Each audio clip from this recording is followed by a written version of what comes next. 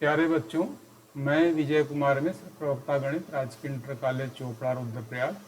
आज के दिनांक में आप लोगों को डिफरेंशिएशन से संबंधित कुछ विशेष प्रश्नों को करवाने जा रहे हैं और ये तुम्हारा अब लगभग लास्ट टॉपिक चल रहा है। तो इसमें से कुछ क्वेश्चंस लिए गए हैं, उसको ध्यान से देखिएगा। ये थोड़ा टेक्निकल भी हैं, तो उसको ध्यान से देखकर समझने का प्रयास कीजिएगा और कहीं कोई प्रॉब्लम होगी तो उस क्वेश्चन को शेयर भी कीजिएगा। तो इसमें पहला क्वेश्चन है, √3x + 2 + 1/√2x² + 4 का अवकलन कीजिए। तो अब इसमें मान लीजिए y =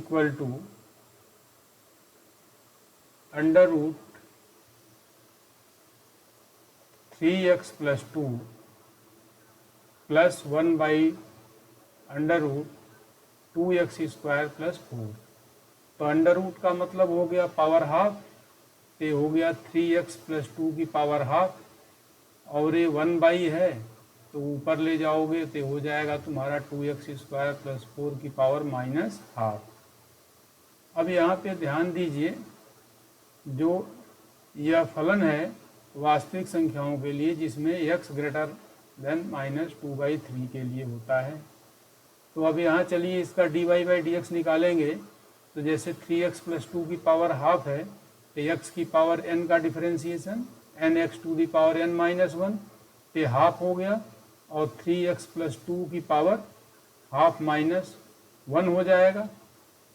और फिर 3x + 2 का अलग से करोगे तो ddx ऑफ 3x + 2 हो गया, और फिर दूसरा पार्ट हो गया इसका 2x² + 4 की पावर -½ का हो गया -½ और 2x² + 4 की पावर -½ -1, और फिर ddx ऑफ 2x² + 4 हो जाएगा ये।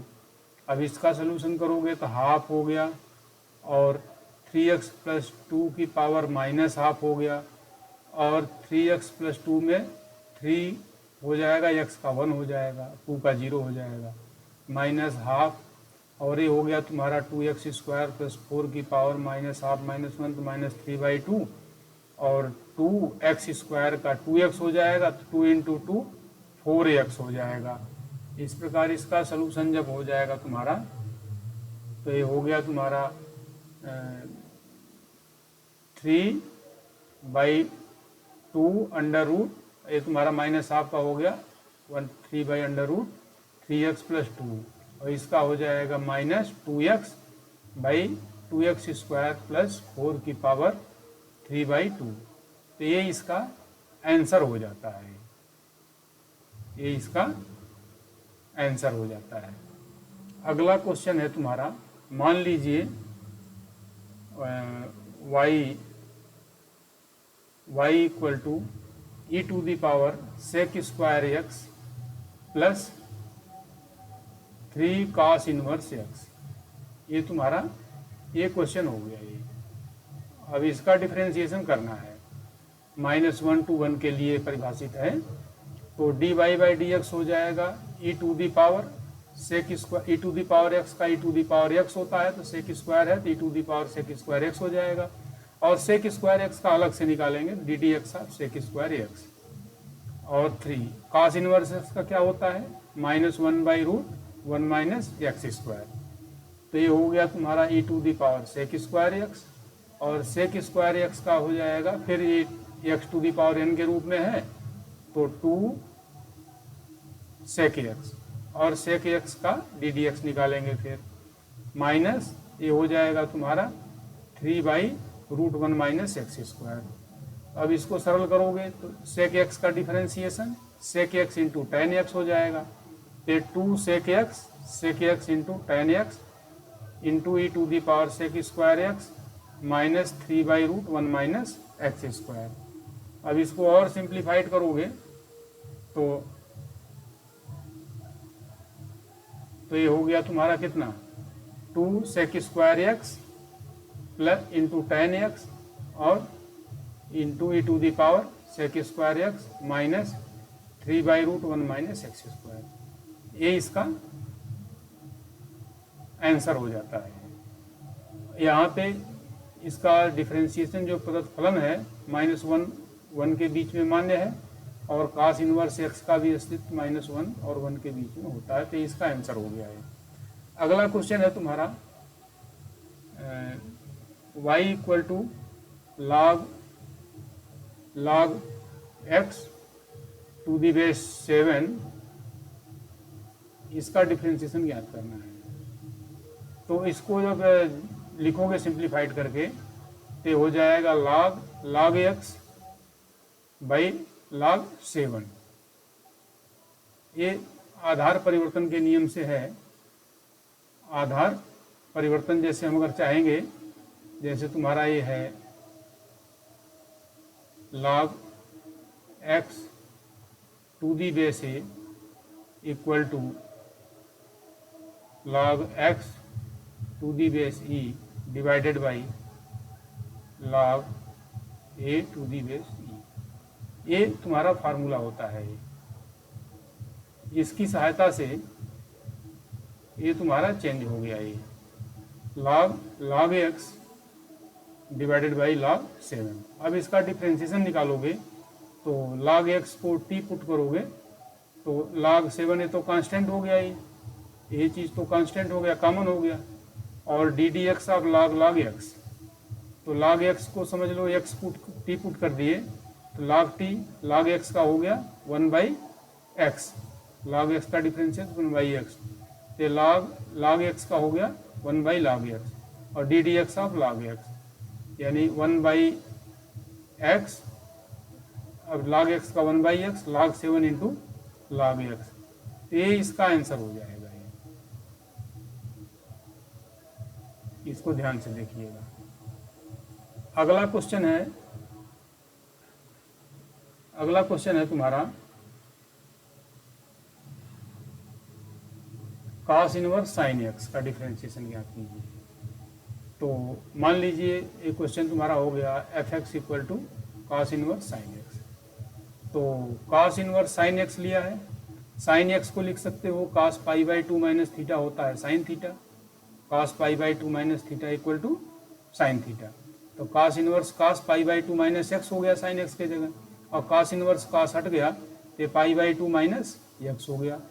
अब डिफरेंशिएशन निकालोगे तो π/2 का 0, x का -1 हो गया। तो इस प्रकार रूपांतरण द्वारा इसका आंसर तुम्हारा ये आ गया। ये अगला क्वेश्चन है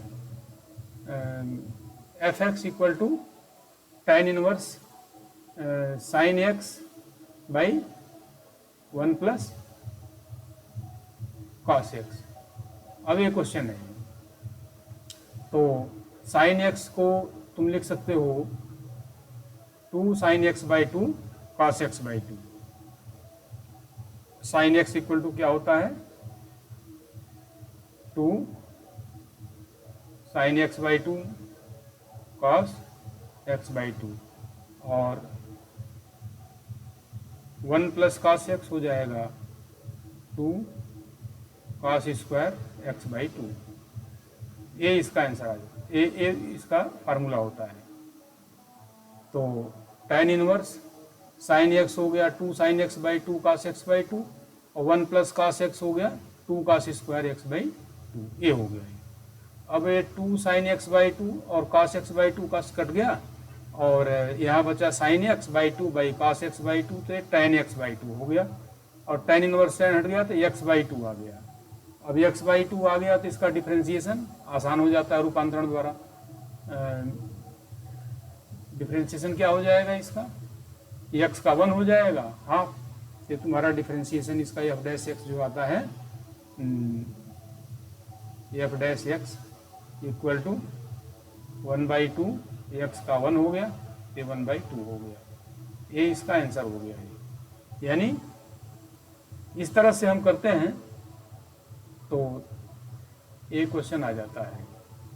अगला है तुम्हारा, ये सारे टेक्निकल क्वेश्चन लिए गए हैं।